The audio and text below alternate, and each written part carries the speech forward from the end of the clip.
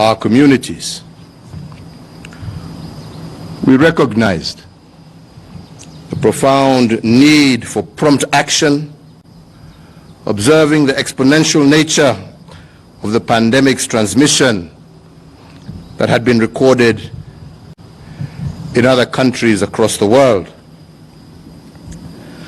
The measures that we took are firm and indeed have been impactful.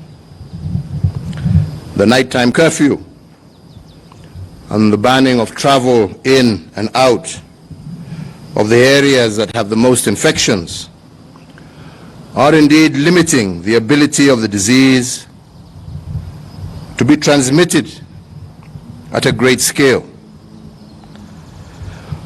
The same is also the case when it comes to social distancing.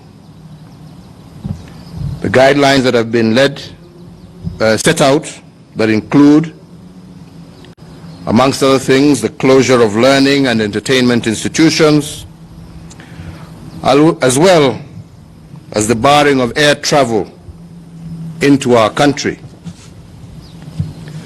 I want at this juncture to thank each and every one of you, all who have stepped up to be in compliance with these necessary measures, because your actions are, without doubt, saving lives.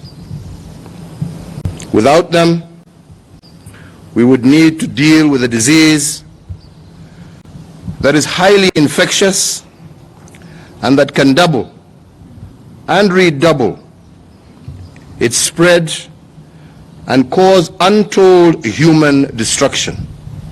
We have seen this happening in other countries. If we did not take strong and immediate steps, the damage to our people's lives and our economy, our country, would have been far worse than the current difficulties that we are going through now. Your compliance, fellow Kenyans, with distancing, wearing of masks, the hygiene advisories, these small and basic actions are protecting other Kenyans and even your own families. We love and respect our elderly fellow Kenyans, our grandmothers, our grandfathers. They are so vulnerable to this disease. So it is important that each one of us do the right thing and show our care for them by doing as our medical experts are advising us. Fellow Kenyans, our measures are slowing the rate the disease would be spreading, but we must be honest and say that there are still infections underway in nearly half of our counties. In the last 24 hours, we have conducted 704 tests, out of which 9 persons have tested positive for coronavirus. In that regard, the total number of persons who have tested positive now stands at 234. Fortunately for us, 53 persons have also turned negative and been discharged from hospital. We have lost 11 persons to this disease, and nearly 1,000 are still in quarantine, and 156 in isolation facilities. Fellow Kenyans, these are not just numbers, these are people, human beings. They range in age from 2 years to 64 years and come from every social economic group and multiple ethnicities and countries of origin. None of these people set out to be infected. We can all be infected if we are not extremely careful. Coronavirus is not a respecter of age, of status, of ethnicity or race, for we have even seen leaders of countries get infected and they have had to seek serious medical attention. Our response to this crisis, I believe, is revealing our skills and capabilities as a nation. One instance is in quickly escalating testing, which is key to detecting and dealing with a pandemic. Our testing capability has gone up dramatically, and we have tested over 10,000 individuals. This week, the Ministry of Health has received more testing reagents that will allow us to upscale our testing capacity, starting with targeted areas and eventually to the wider Kenyan population. We are grateful that we have seen innovation out of this crisis. For example, students at Kenyatta University need to be applauded for developing a prototype of an inexpensive ventilator for use in our local hospitals.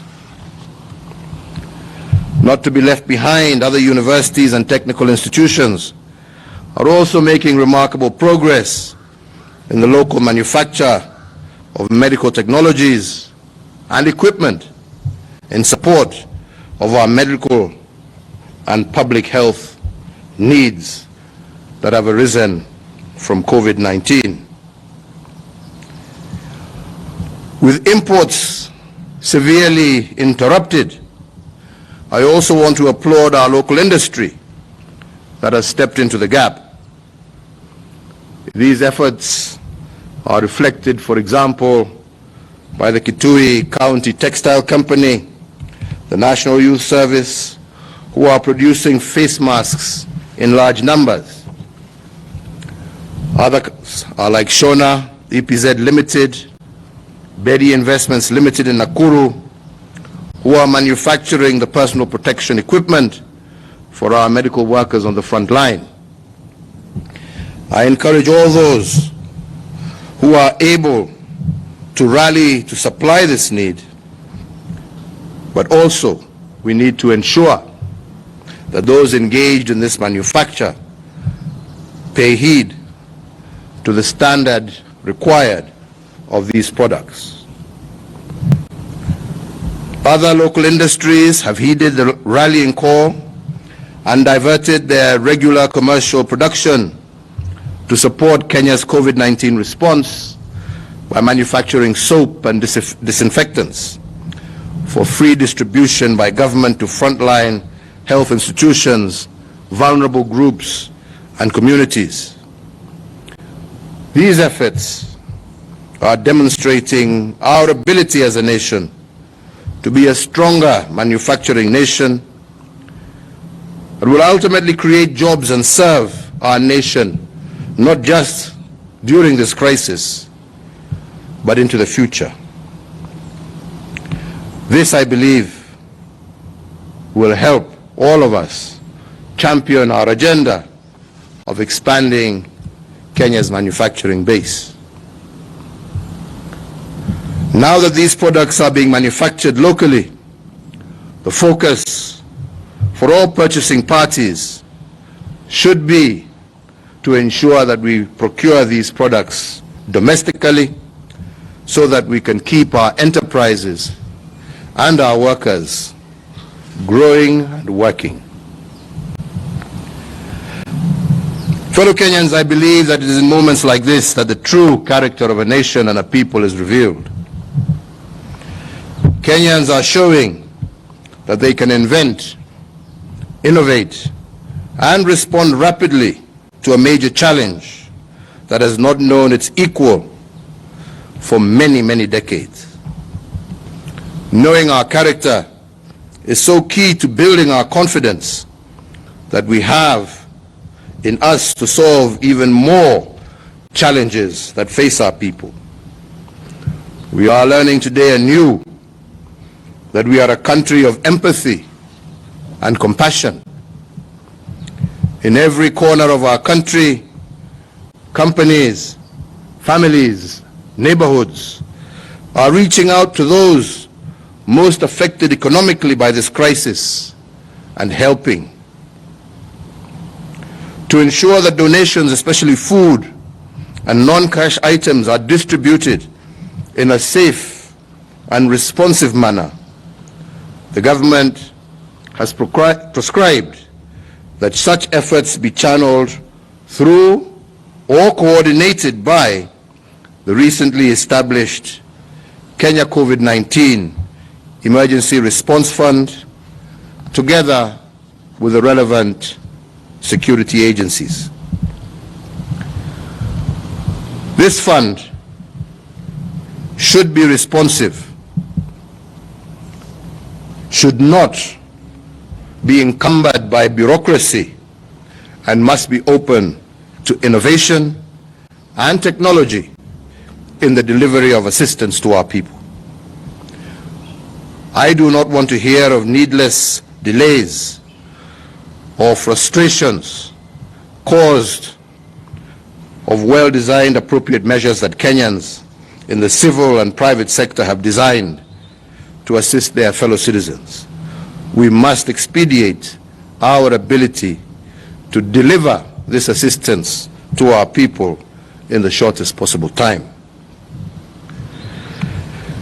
In the counties as well, these efforts should be coordinated jointly by our governors and county commissioners as devolution continues to show its power to deliver to Kenyans. I want to applaud the work currently being undertaken by the Council of Governors and indeed all individual governors in counties. And we have agreed with Governor Oparanya, who is with us today, that governors will work with county commissioners in every county to ensure that support to our vulnerable fellow Kenyans is delivered seamlessly. I also look forward to development partners and charitable institutions, as well as individuals, enabling the COVID-19 fund to support well-structured efforts such as these can deliver cheap and subsidized food into areas of greatest need. An example of such promising efforts include one being structured by Kenyan high technology food and consumer goods distributors and horticultural pack houses that are linking farmers and vendors in delivering affordable and accessible food to our people. Let us keep the innovation while uniting to deliver solutions and coordinate our actions. Fellow Kenyans, the spectrum of efforts to be undertaken all require resources. And I'm very glad to note that in the short time, the Kenya COVID-19 Emergency Response Fund has been in place. We are racing towards realizing contributions amounting to some 1 billion Kenya shillings.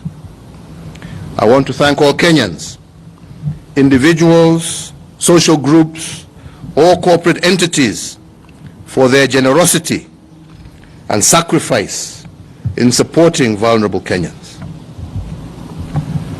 As always, on behalf of our eternally grateful nation, I also want to continue to praise and thank our health workers for their dedication and selflessness in responding to the greatest threat to public health in over a century.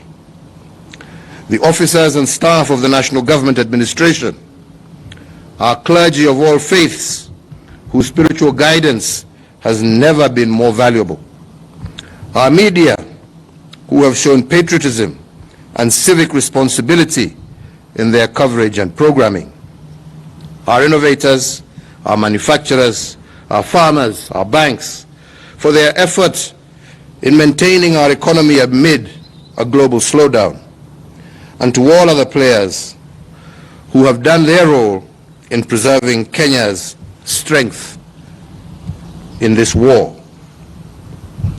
We also salute our hard-working and dedicated law enforcement officers who are keeping Kenyans safe and orderly.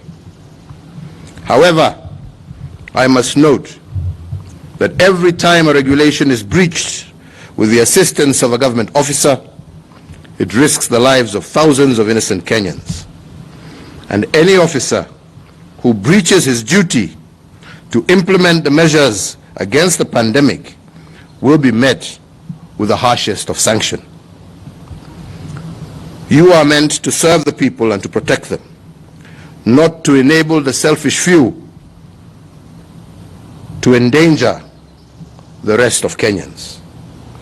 If you are in charge of a police station or a county commissioner or a chief not doing your job, you must realize that there will be consequences. In the same breath, I also want to condemn in the strongest way possible those of us who can assault or interfere with law enforcement officers doing their job. And I want to reiterate once again that any such action will be met with the full force of the law. Fellow Kenyans, as your government, we are continuing to work hard to ensure that no one is left behind. And we have adopted a poor approach to dealing with this pandemic and its effects, knowing that they are disproportionately affected. We shall continue developing and delivering actions that will assist them through this period and while the recovery is underway. In addition to the mitigating measures that we have announced over the past month, I want to tell you about other additional targeted interventions that we intend to take.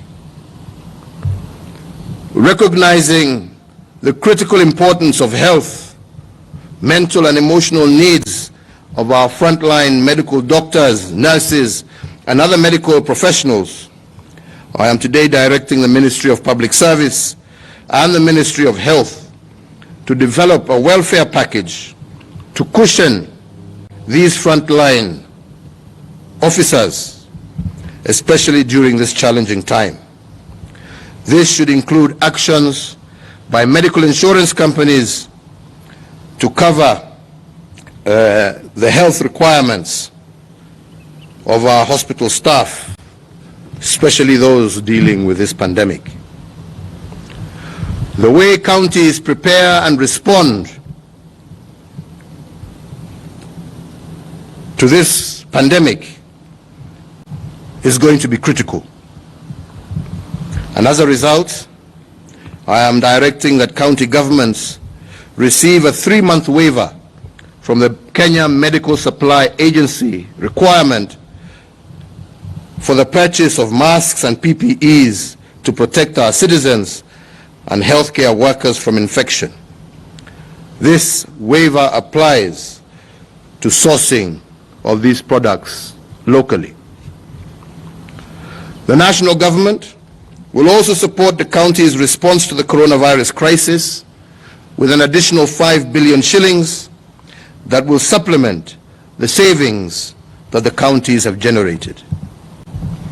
These monies will be devoted specifically to cushion the most vulnerable people and to protect our healthcare workers. To further cushion vulnerable Kenyans, we have identified needy households in Nairobi that will be the inaugural recipients of the weekly COVID-19 support stipend. The piloting of the program started yesterday, and some of the initial beneficiaries have received their stipend.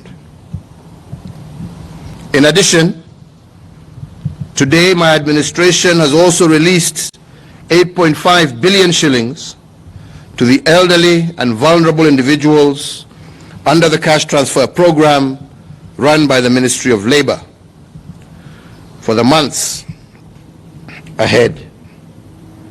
In addition, 500 million shillings, which were in arrears, have also been released to persons with severe disabilities. We will continue to provide all necessary assistance to groups, communities, social economic sectors that have been hardest hit by the pandemic and its effects. I have also recently learned that in our usual Kenyans for Kenyan manner, an initiative called the Adopt a Needy Family is in place, and I want to applaud the religious organizations, businesses, and better off households that are undertaking this effort, and indeed encourage all other Kenyans to take similar steps that reflect our most deeply held values.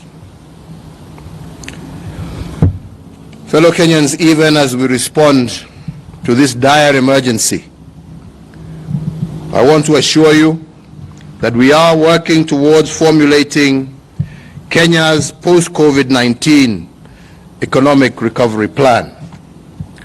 And in this, we will be engaging all stakeholders to re-engineer existing economic plans and policies in light of this crisis.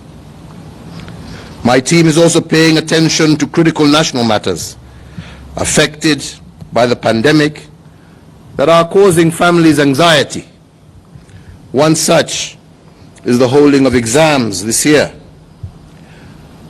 And in this regard, we have also directed the Ministry of Education to work with our response committee to come up with steps to mitigate any negative impact on students due to the measures taken against this pandemic. Our efforts here at home are soon going to be complemented by the solidarity that the world is showing. The countries with the largest economies in the world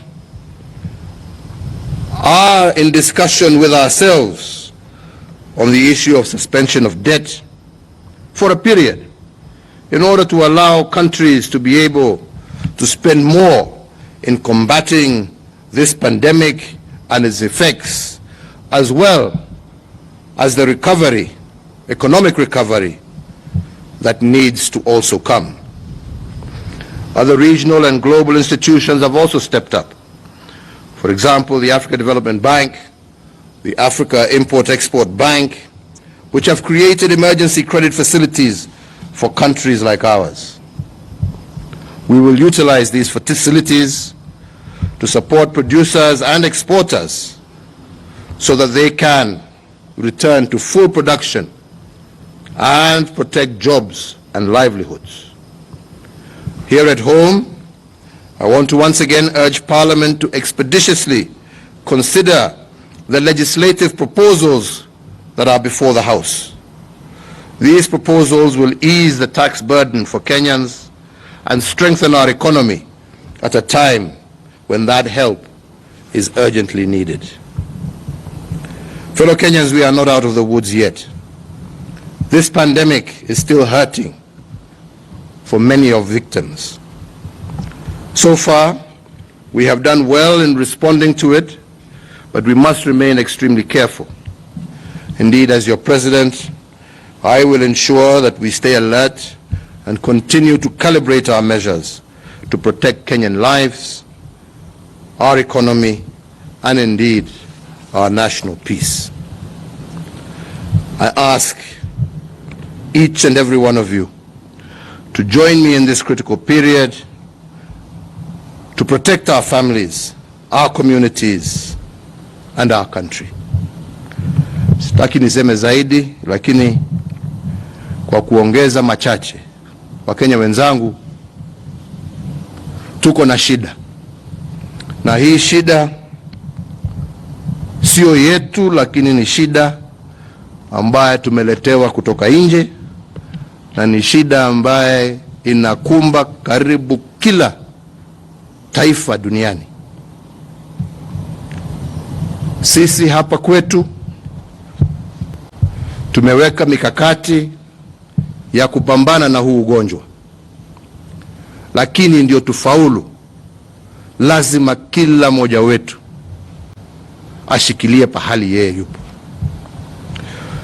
Kuna wengi ambao wanachezea huu ugonjwa, na wenzangu, nataka niwaambie, ugonjwa huu hauna mpaka, hauchagui mdogo ama mkubwa, hauchagui tajiri ama maskini, hauchagui mtoto wala mzee. Sisi wote tuko hatarini, na ndipo tuwasema ni jukumu la kila Mkenya kujikinga, kukinga wenzake, kukinga familia yake, na ndio tuweze kuhakikisha ya kwamba hii jangwa imetuacha bila kuumiza au kumaliza Wakenya wengi zaidi. Sisi zote twajionea yale ambao yamefanyika katika mataifa makubwa na tajiri mara 20 kuliko sisi. Mataifa ambao sasa kwa sababu hawakuchukua hatua mapema, sasa wazika wananchi wao katika mass graves kila pahali. Wenzetu, tusifike hapo. Wenzetu, tutii sheria ambazo zimewekwa haswa na Wizara ya Afya. Pahali ambapo tupo sisi kama serikali, hatuna haja yeyote ya kunyanyasa Mkenya yeyote. Yale ambaye tuwafanya ni kuhakikisha ya kwamba tumelinda maisha ya Wakenya. Kwa ukweli, huu ugonjwa pia umesababisha uchumi wa taifa letu na uchumi wa dunia mzima kuzoroteka. Wengi wamepoteza makazi yao katika mahoteli na kwingine kwa sababu ya huu ugonjwa. Na sisi tutaendelea kujaribu kuona kwa muda huu wa hatari tutaweza tusaidiane kwa njia gani, lakini kuvunja sheria haitatusaidia. Lakini kwa kutupiana maneno haitasaidia. Hii ugonjwa yatuhitaji sisi wote tuje pamoja, tupange pamoja, tushirikiane pamoja, Kenya iwe kitu kimoja, tupambane na hii jangwa, alafu pamoja tushirikiane, turudishe uchumi wetu na tuweze kusonga mbele kama taifa. Kwa hivyo mimi naomba kila Mkenya, tafadhali shika doria pahali ulipo. Na kwa wale wachache ambao wanachukulia ugonjwa huu kama mchezo, mimi ningependa kuwaonya, tusiwe ni sisi ambao tutaletea taabu wengine. Na wale ambao watapatikana wakivunja sheria, tutawachukulia hatua kali kabisa. Lakini pia tukifanya hivyo, twaendelea kushukuru maofisa wetu ambao wanafanya kazi usiku na mchana ya kutulinda.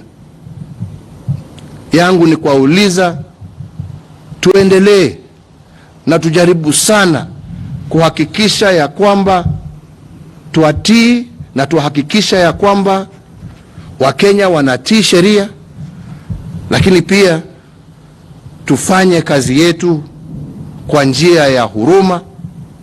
Tusinyanyase Wakenya wenzetu, tuwaongeleshe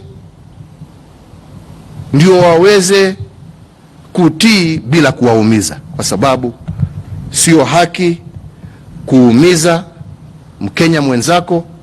Muongeleshe na umwambie hatari ambaye anajiweka yeye mwenyewe na ile ambaye anaweka kwa wenzake. Sitaki ninene zaidi kulipo hapo.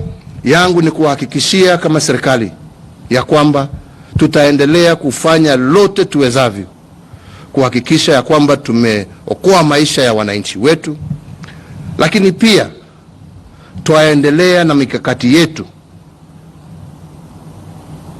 ya kupanga vile taifa letu tutaweza turudishe uchumi na makazi kwa wananchi wetu, na ndio dunia iweze kurudi pahali ilipokuwa mbele ya huu ugonjwa kutupata. Mimi nasema Mungu awabariki nyote, Mungu awalinde. Tuendelee kuombea taifa letu, tuendelee kuombea wale ambao ni wagonjwa na wale ambao wanashikilia doria katika mahospitali na kwingine, na mimi sina shaka tukiongozwa na Mwenyezi Mungu tutapata ushindi kwa hii jangwa ambayo imetukumba kwa sasa. Asanteni sana, Mungu awabariki tena. Thank you. Okay.